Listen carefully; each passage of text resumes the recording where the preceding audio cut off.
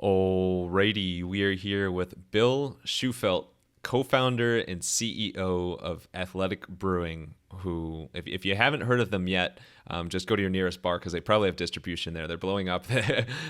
Their distribution's increasing like crazy, but just absolute game changer, pioneer, especially in the U.S. in terms of non-alcoholic beer. Bill, true honor to speak with you, and of course reminisce about the Connecticut days. How you doing today? Great, thank you. The honor's all mine. Excited to have some fun today. Thank you for having me. Yeah, of course. And so we're gonna get into all the stops and tastes and beer samples along your journey. But before that, what does the term StamVegas mean to you? I'm not sure. Definitely in reference. Yeah, it's I've I've like Stanford. Stanford is about as busy as Connecticut gets in terms of like bars and nightlife. So I think people use it to refer to like the hotspot of Connecticut. But in general, like Connecticut is totally underrated in terms of greenery, cuisine, access to beaches. Like the whole coast of Connecticut is gorgeous, and no one ever talks about it. And then you don't have to go more than like 5 miles inland, and you have like valleys and mountains and like everything. So, um, but I'm kind of fine with no one talking about it because there's some nice space to move around.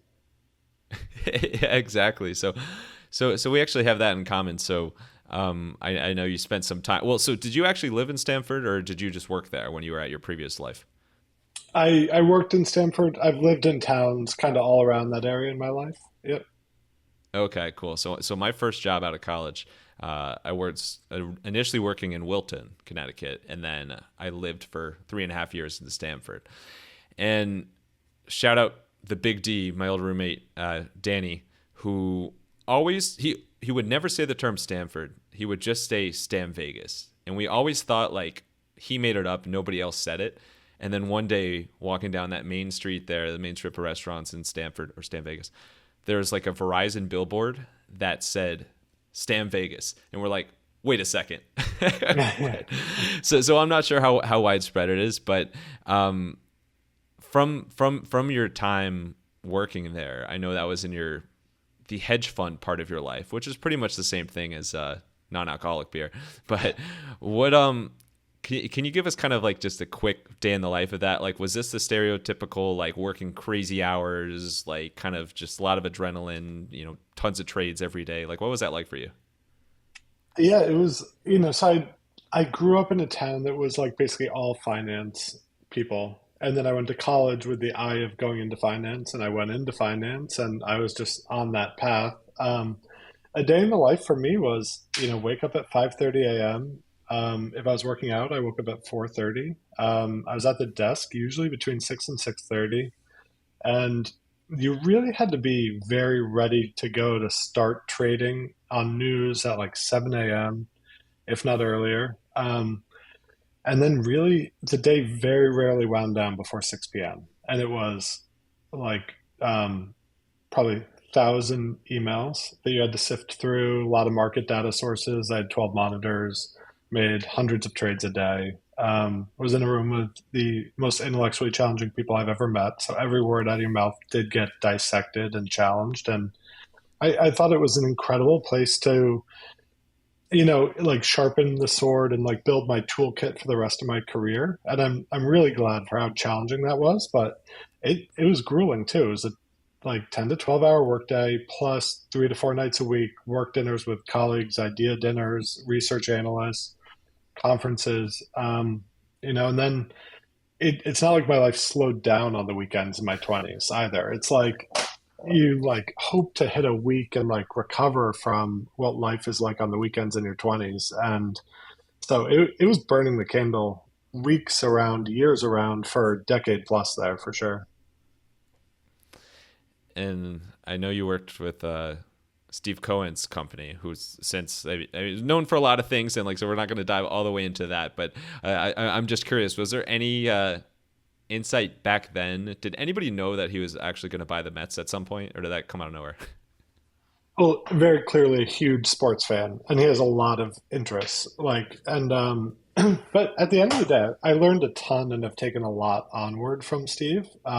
It was a very like merit-based organization. If you showed up and did well, it was extremely fair to that. And like there was just no tolerance for like platitudes and fluff and non-productive people. And I think that that's a great takeaway from how he built this business, as well as um, the respect I have for him showing up every single day. Every single day he was in that seat learning, and his game changed every single year. And like he's very open to changing his mind, incredible risk manager. And so, but consistency is something I learned from him is he's in that seat every single year, every single day, every single year, plugged in, paying attention on it. He knew as much about the stocks in anyone's portfolio as they did. And so he's not in the position he's in by accident. And I definitely a demanding person, but at the end of the day, ultimately fair. And I took a lot away from working with him. Well, I know your brand has a lot of fun visual words and wild words tied to it, but I did not have the word platitudes on my Bill Shufelt bingo card. So checking all the boxes right away. I'm So a big let's fan of efficiency for sure. It's yeah. so let's get to Athletic Brewing, however you want to say it. But super cool company that I swear, so we live in Hoboken, and there's multiple bars here that I think might have multiple of your offerings there. Maybe on draft it can as well. I'm not sure the split, but super cool, super cool. Obviously doing well from a distribution standpoint. We'll talk investing as well, but I want to go back to the early days of that. So at some point you went from hedge fund to I need beer that has none to very little alcohol in it. What was the insight? Like what even opened your eyes to like there's kind of a market opportunity here for non-alcoholic beer? It was very personal. I really so I was living that life I described. I was burning the candle at both ends, and it was very intense. And then as I was turning 30, I was about to get married. I was taking my career very seriously. I was taking my personal relationships, my health very seriously. And I was kind of evaluating, like, big round numbers and age and big life events like getting married are like good times to evaluate what's going on in your life. And I was thinking about what's important to me. It's family, career performance, my health, my workouts, my sleep, my diet, relationships with friends. And like, I looked at all these things and it had been building, but I was like, alcohol is a problem in all these key areas of my life. And it's not like I had that, like a single painful event that really, like came to a head or anything. It's just that like it was a ceiling on basically every important part of my life, as much as I loved socializing and everything. And I thought that if you stop drinking, socializing goes away also. It was like a big conflict there. So I stopped drinking for a month. I was actually training for my first ultra marathon at the time, so it was like a very easy time to be making this change, and I felt amazing. I was performing great at work. I was getting the best sleep I've ever got in my life, and like this intellectual curiosity turned back on that I think had been just shut off for 14 years. And it was like this virtuous cycle. And so I decided I wasn't going to drink anymore. But I was still going to all these work events, all these social things, weddings, bachelor parties, barbecues, sporting events, whatever. And I realized I still loved being in all those places and I didn't care at all about alcohol. And I was like, wow, I'm actually having more fun, enjoying my friends, conversation, everything more. And I wake up the next day at 7 a.m. feeling amazing on weekends. And all of a sudden, my weekends were like 2 to 4 hours longer because I was feeling great every morning. And so it was an easy decision for me not to look back. But the biggest pain point there was there were literally no options. Like moderation was near impossible 10 years ago, and maybe by construct in the industries. But so like I had never intended to be an entrepreneur. If you asked me even 2 years into business planning, I would have told you there's a 10% chance I ever leave Point 72. It's a great firm. That's where everyone wants to be in finance. I thought I'd be there the next 20 years and retire. Um, but all of a sudden, the chance to have this big impact came to light for me. So I saw the impact on myself. I saw the total lack of options. And I was in this job that was like very selfish in a way. I was going to provide really well for my family, but I was never going to have a positive impact on anyone else. And all of a sudden, I saw this chance that I could positively impact tens of millions of lives, like help people get access to moderate options, have the option to drink or not drink. There's 15 million documented alcoholics in the country, probably 30 million alcoholics total. And people just didn't have options to moderate. But also, if you have moderate options, all these non-drinkers, which is basically 50% of the population, can come and socialize without like any judgments or anything like that, where historically this had been so stigmatized to make that choice. And all of a sudden the impact of the idea just like snowballed on me. And like this fire got lit that I didn't sleep for like 2 nights in a row. Um, and it was really my wife that helped me like see this in the idea. And Together we talked about what a 3-year budget looks like, and I was out the door on my job 2 days later. Yeah, I'm like it was like January 2nd, 2017. Oh my God. The I think that's something that's so common as an entrepreneur, the not being able to sleep. Maybe throughout like a whole week or half a week, like you mentioned.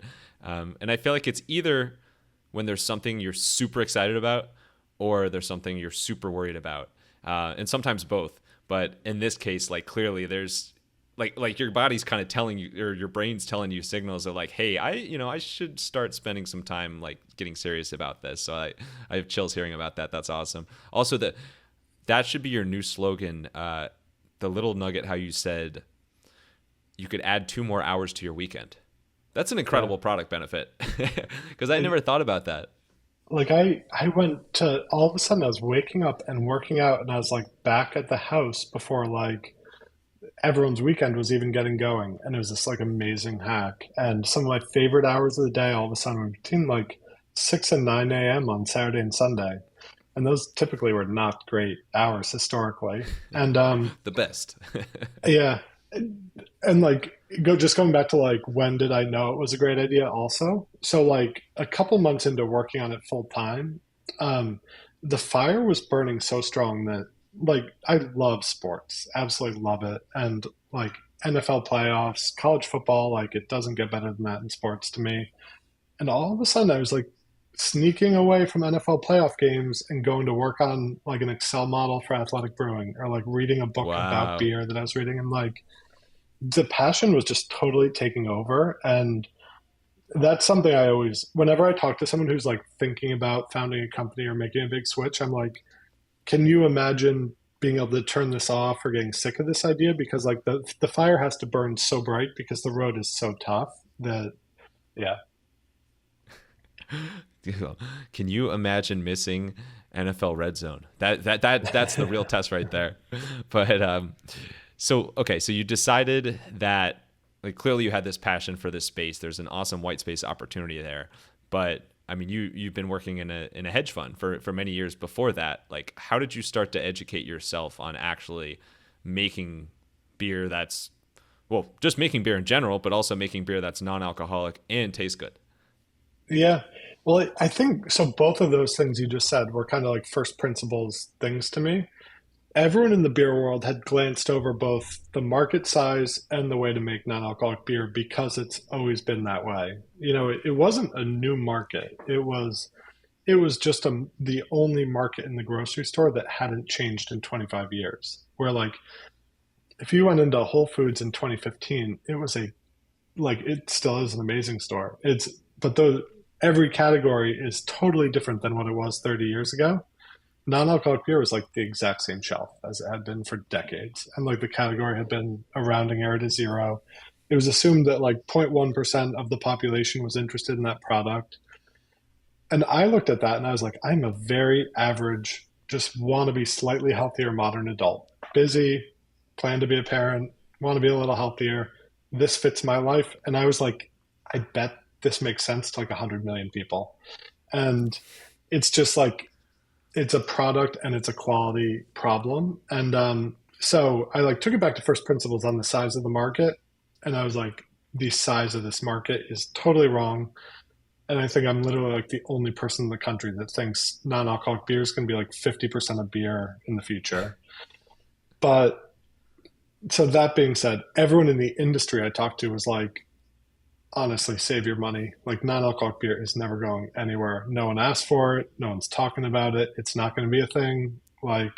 Um, so that was a big first principles moment is I knew I was like very differentiated with a strong opinion on the size of the market. And then um, also taking out the assumption of like how non-alcoholic beer is made was a huge one. And when I met our co-founder, John, that was kind of one of the things I talked about first is like we have an enormous scientific and innovation challenge ahead of us, but like this tough work will be very worth it. And we did work in an empty warehouse together on Gatorade jugs for like 9 months to reinvent the way non-alcoholic beer Hmm. is made. And then we scaled that up. But it had to be a totally, it actually like, there is so much non-alcoholic beer that is like the exact same thing as it used to be, but like just talked about in an exciting way these days. Like we had to totally reinvent the quality and reinvent the marketing to like really get people excited about it. How do you do that? How do you like reinventing marketing, or even bigger than that, a category is like one of the hairiest meatballs I've ever heard. Like, how do you do that? Well, it totally depends how you go about it. Like, there's like focus groups where it's like, okay, I think these people may want this, and I've asked 100 people, and the average of those thoughts gets me to this place. My approach was always like, I am the perfect customer for this, and this is like what my gut instinct is telling me. And I just like very natural, authentic parts of my life spilled out into the whole brand. It's like I love the outdoors. I love premium ingredients in food. I love great tasting beer. I want the brand to be charitable from day one, have B Corp ethos, 100% stock ownership, and just everything about the brand. I wanted it to be a brand that um, as people like even 3 to 5 years into their athletic journey, we're finding out totally new things about the brand that they love, even like peeling back the onion more and more every year. So, um, but yeah, I think being authentic is very important. There's so many brands. There's over 100 non-alcoholic craft beer brands these days, and a lot of them have almost word for word cut and pasted Athletic's website, which is like I'm like that's my life like that you're cutting and pasting. Yeah. It's like that is our team's heart and soul that you're being like, hey, this is us. I'm like, this is us. Yeah. But like every brand decision has been super easy because it's so authentic. And like we tell the same stories inside our walls as outside the walls. We're never trying to guess where our customer is because we talk to them directly. So yeah, That has a ring to it. Authentic athletic. Say that 12 times fast. I love it. Very cool. So you mentioned before that like everybody was telling you at the start, like, save your money, like this is not going to work. Like, who would drink non-alcoholic beer? What was it like? What was the thing um, that changed within the company or results, whatever, that like you started to see investors and distributors be like, we want this, like selling like hotcakes? I, I mean, the road was like surprisingly way longer than it probably even appears, and it still is. Like every sales call we do is not a slam dunk for sure. Like I got, um, I won't say like which state or which retailer or anything, but like just 2 months ago, a retailer was like outright laughing in my face about like the future of non-alcoholic beer, and I was like, okay, like sure. I was like, but you should probably still put it on your shelf in case you're wrong. And but from that first day, like it, surprisingly, there were a number of people that got it very quickly. And I would put at the top of that list was Whole Foods. I went into a local Whole Foods store where one of our investors was like, "Go look for this person at this store. They're really nice." And but credit to that local forager, just in a local Whole Foods in Brooklyn. She tried it. She was like, "This is amazing. I bet the Whole Foods customer would love it." I'm going to make you an appointment at Regional in New Jersey next week. And I brought in brown bottles that we had filled in John's garage and had no branding on them. And Justin and Chris, the two guys, tasted it, and they were like, "Oh, can I see like a little bit of the branding concepts?" And they were like, "Our customers are going to love this. This is like a real IPA without the alcohol. It's like you can't tell it doesn't have the alcohol." And then I like shared the nutritionals. Oh, it's got like a 25% the calories of an alcoholic IPA. And Whole Food, like a big company like that, bought in right away and gave us distribution. So there were some of those, but those were very far and few between. There was a lot of rejection. There was a lot of no's. There was a lot of days of sales calls where I didn't land a single thing, or I was like doing tactics where I'd find someone in the parking lot and I'd be like, I'm having a really tough day of selling. I've got 20 no's. Could you help me get one yes? And I'm like, can you just walk into this store behind me and like kind of look over my shoulder and be like, did you say 50 calories? Or like, and, but like some of these interactions were like so memorable because I'd like end the day with like a win. And, yeah, I did 75 sampling events that first year. A lot of that was like standing at the booth talking to no one or getting made fun of. But we I think that in person I really learned a lot about what people thought about existing non-alcoholic beer. It helped me tell that story to connect with them in a very short space of time, just with like thousands of iterations on it. And like really knowing the brand from like as close to the street level as I could. And we really haven't lost sight of that at Athletic. Like we don't really outsource anything as a company. And like we make sure we're in the market, talking to our customers, sampling all the time. And I think this year we've given out over 1 million cans already at events and stuff. So yeah.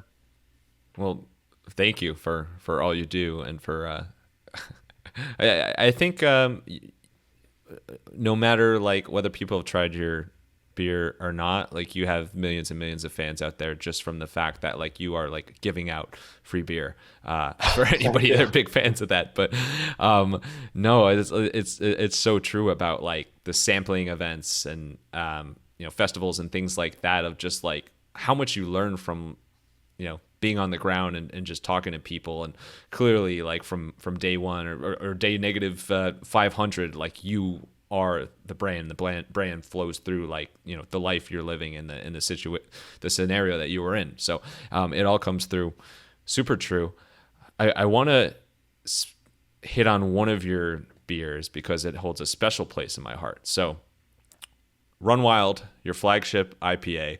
It just so happens that it's kind of the catchphrase that we use at the end of every one of these podcast episodes is let your business run wild. And so I've always liked that term run wild, and you don't see it too many places. And I think even before I knew what Athletic Brewing was, I saw it on the menu somewhere and was like, oh my God, there's a Run Wild IPA.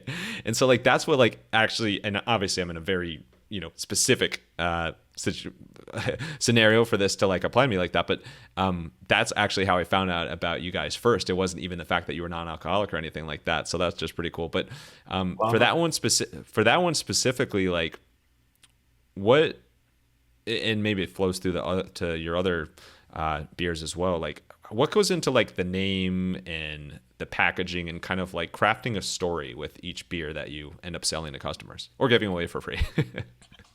Yeah, I can't even tell you how much time went into our company name and the first few beers. Well, actually, Run Wild was like a very easy one. Like that one just landed. That was actually the I agree.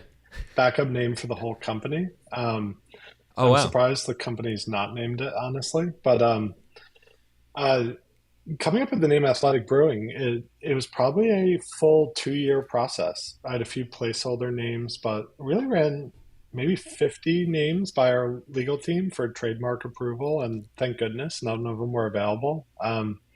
But yeah, it's so hard with 10,000 breweries, 10,000 wineries, any number of spirits companies, brew pubs, whatever, and all of them releasing so many products. Like to get a combination of words that hasn't been used by any of them yet is very difficult. And I was very surprised that Athletic, I had initially loved Athletic, but dismissed it immediately because I thought no way it was available on a trademark basis. But naming and trademark is super important and not to be taken lightly for sure.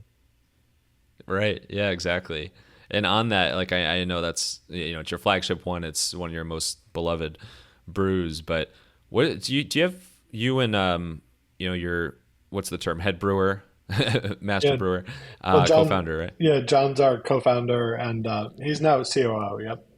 So. Awesome. But so do you have just internally like a standard of like it needs to taste this good before we release it to the public? Oh, absolutely. We have very well defined specifications for our beers. E-commerce pilot beers, like we obviously um, want them to be high quality, like first time releases. We want to make sure it hits what we were targeting. The team likes them. We have big sensory panels that operate on both coasts, and we send beer back and forth. But for a beer like Run Wild or our flagships, every batch is tested 55 times before it goes out the door, and it has to meet a very specific set of criteria and specifications. Otherwise, it goes down the drain. And we are very shameless about putting beer down the drain and only want our best quality beer to go out the door. Yeah. Not that many people can say goes down the drain and like literally mean it, but it applies. Yeah. It's much better if you catch it before it gets into cans. Once it's into cans, it is Right. a total pain to get out of the cans. Yeah. Oh my God. And you've hinted at investors, and I would guess that part of like the growth in distribution and marketing and all of that, like a lot of that you can, well, not a lot of that, but some of that, at least the marketing budget side, you can credit to the amazing investors you have. You've done so many different rounds of that. Like, what what advice do you have for anybody that's maybe trying to launch a product or trying to like disrupt a category when it comes to like pitching and actually securing investment rounds? Yeah, it's I know the environment's tough these days for sure. There's been definitely a boom bust in the fundraising world. I think some of the things that are really important to get right are like agreeing on like what are the goals here. Like so many people focus on like just getting money in the door, and I totally realize there are critical moments where sometimes people just need to take any check to keep the lights on. But it's usually not that case. If things don't feel right, just hold out a bit longer for the right person. Talk to a bunch of people. But like aligning on goals, like what is the goal of both parties? Because if you take it, like there's a lot of times where I talk to founders, I'm like, what's your goal? And they say, I want to change the world and do this forever and build this category and be the leader. I'm like, you took investment from someone who has a 5 year time horizon and they really want to be out in three. Like, Mm. how are you going to solve for that? And of course, you can take more and more investment and they basically trade out. But it's really important to get those things right because who's in your boardroom definitely is an enormous deal. Investors you're very often with for 5 to 10 years, and it's really important to get that right. And I feel really fortunate that we had 70 angel investors at Athletic, and we probably have upwards of 130 now. And I have a personal relationship with all those. There isn't a single one I would kick off the cap table if I had the chance to. And they've been amazingly respectful, patient, helpful, and so much of like so I over communicate with them. I send out very regular investor updates, but I think that's important because like I don't want to say like, oh, venture capital is the right path or family offices are the right path or angels are the right path because it is different for every business. Like if you're building a fintech AI company, like it probably is right to get a VC who can help you hyperscale and absolutely nail that if that's your goal. But if you're trying to build a beverage business for 25 years, like not getting into VC too early is probably the right move also. Well, speaking of growth and investment, pretty hot off the press at the time of this recording. Congrats! I know you guys just bought former Ballast Point Brewing production facility, and you can tell I don't know the lingo, in California, and you're kind of expanding your foothold from the East Coast and the West Coast from a production standpoint. Can you just hit on real quick, like what your expansion strategy is from a production standpoint? For sure. And it's in many ways, even though we have like very specific quality production, it's like a very high touch manufacturing specification. It is really just like good old investment in like great jobs, great people, making our own products. And like I think that's a skill set that has been somewhat lost in our modern economy. Like in the last 25 years, things have been like the goal has been to be as lean as you can, outsource as much as you can, get everything as cheap as you can. And we kind of made the conscious decision to turn that on its head and say, we want to really train high quality teammates that are going to be with us forever and make excellent top notch products in our own buildings and make that work. And it's not a decision for everyone for sure. Like the amount of headcount management resources that go into managing manufacturing is very high, as well as everything else. So yeah, we this will be our fourth brewery that we're so it's a great production facility with a lot of history, and we want to honor that tradition and all the work that's gone into it before. And yeah, we have another brewery right across the street that served us really well. We love doing business in Southern California and San Diego, and the Connecticut business environment is awesome too, and totally underrated. The state of Connecticut has been very supportive and business friendly since day one.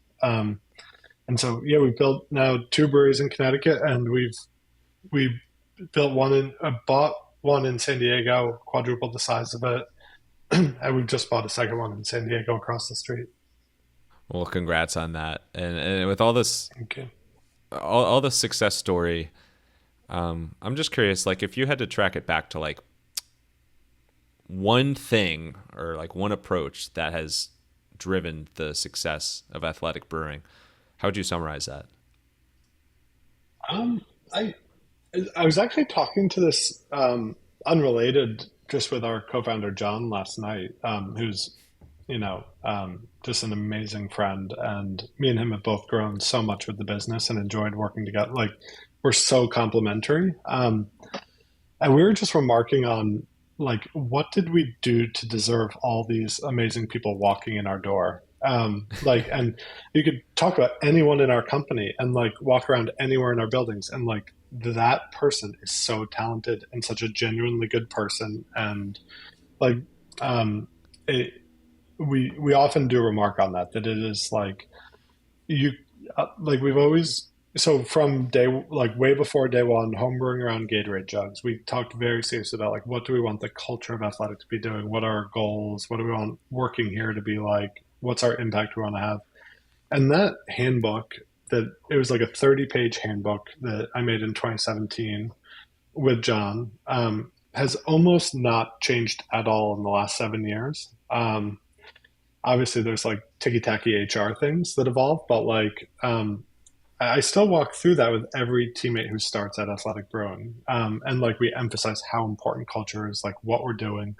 We have a very thorough interview process, and like we work really hard to get the people right. And then also like make it not a job. Like we're very clear about like the why of everything we do. And it's not just like we need this report. It's like, can you help me on this report for this meeting? I'm trying to tell this story to this key account or something.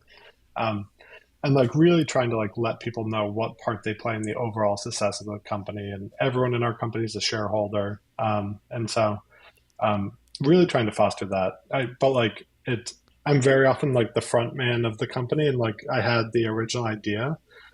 And of course, at the end of the day, like a lot of me and John's personality comes out in the brand for natural reasons, because we're like, we love what we do and we meddle in everything. But like, it, at the, like, we just have such an amazing team behind us that is doing all this. And so, yeah. Well, speaking of amazing, let's wrap up with the most amazing question. No, I'm terrible. I'm terribly corny, but I do want to wrap up with some rapid fire Q&A. You ready for it? Awesome. Yeah. All right, let's get wild. Let's run wild, actually. Cheers. So back to StamVegas. Sorry, I can't resist. What was your favorite bar or restaurant in the Stamford area? Um, I don't know if I really have one, honestly. Like The office cafeteria. I'm just kidding. Bobby Valentine's is a classic, but I'd have to go Yeah, with Bobby V's. Colony Pizza. Yeah. Yeah. Oh, it's so good. The- We had that recently in we were in the Portchester one actually, and I had the stingers for the first time in forever, and yeah. oh my god, I forgot how hot those are. Yeah. I lived in California for 2.5 years and came back into the colony. I was like, this is hotter than I remember. But Maybe it did. The stingers have aged over time. Maybe that's what it is. there's a Run Wild can on the wall in there now, signed by JJ Watt. Oh, awesome. Yeah, JJ Watt was like a very early athletic investor who just like totally got what we were doing. And he was in town probably 6 months ago and we had pizza at Colony. That's perfect. What a three-way collab there. That's Yeah. incredible. All right, and then I know that you lived in Vermont and actually went to college in Vermont. And my wife Dana, her family is, her grandparents used to live in Vermont for a long time, and so we used to make great trips up there. She's got tons of memories up there. I'm a huge, traditional alcoholic beer fan as well. I know you're gonna jump off now. No, but I know Vermont is an incredible state for craft beer. Before you started Athletic, did you have a favorite beer from Vermont?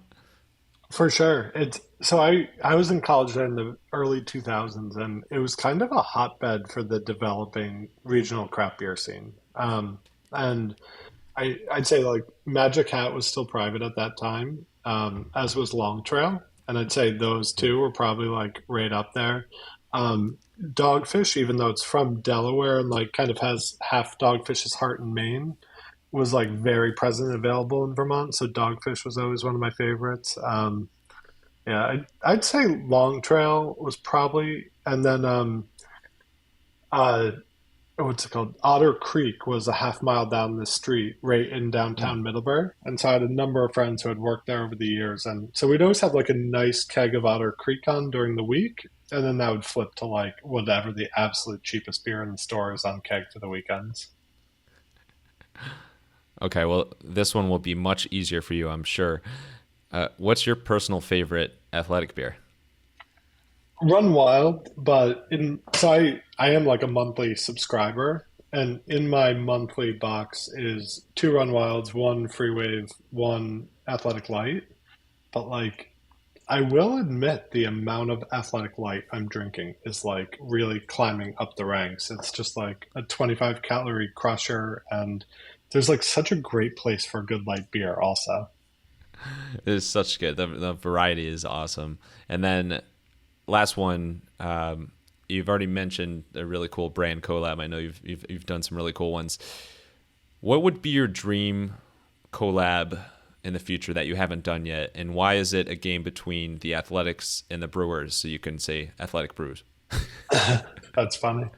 Um, hmm, that's tough. I don't want to like blow anyone up.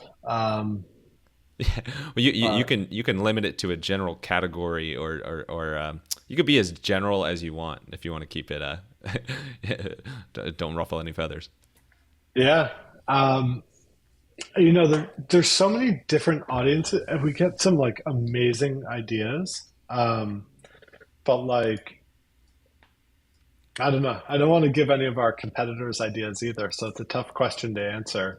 I've got like we do like 3 or 4 collaborations a year, but I feel like I've got like 20 good ideas in the hopper with so for example, without naming who they were, I worked out with 2 other founders this morning that I think incredibly highly of. And we came up with an amazing 3 brand collaboration idea that involves like a fun kind of geographic element too. So something like that is probably coming in the very near term. But like the nice thing is, so going back to like we own all our manufacturing, which is a very rare thing in both non-alcoholic beer and food. Like most people can't just like spin up a product, but we have everything from 3, 700, 200, 300 barrel brew houses and can make, we have all sorts of flexibility. And very often we have like 5 iterations of different test beers going on in those pilot brew houses. And so we can make a lot of fun stuff and spin it up on our website really quickly. And so opens a lot of doors. It does. Opens a lot of doors, opens a lot of mouths. Bill, thank you so much. This has just been incredible. I mean, it's what you and John and team with the brand have done with the brand is it's like I can't talk. It's just incredible, Thank and you. it's clearly such an energizing company and space to be in overall. I mean, I've always thought the brewery space is fun in itself, and then you add in like, hey, there's a whole other white space opportunity here, and it's got to be that much more energizing. Clearly was, to the point you couldn't sleep for a couple days. So thank you so much for coming on. I know people can learn more and get your beers at athleticbrewing.com. Is there anything else you want to shout out, like if they want to connect with you online, or just anything else more about the company to connect with? Yeah, I'm easy to find. Athletic is easy to find online, and yeah, our store finder if you're looking for local beers on our website, and you can sort by like either store or restaurant. Super easy too. So Perfect. And it might even be a restaurant that has a JJ Watt signed athletic beer can in it. And then last thing, final thoughts. It could just be kind of a quote, words to live by, motto. You could literally just say the word run wild if you want. Whatever you want, send us home here. I'm a huge believer of consistency these days. Like it, so much in this world is like instantaneous results and expectations. Like I'm a huge believer in just like 65 miles an hour every day. Bring on the bongos.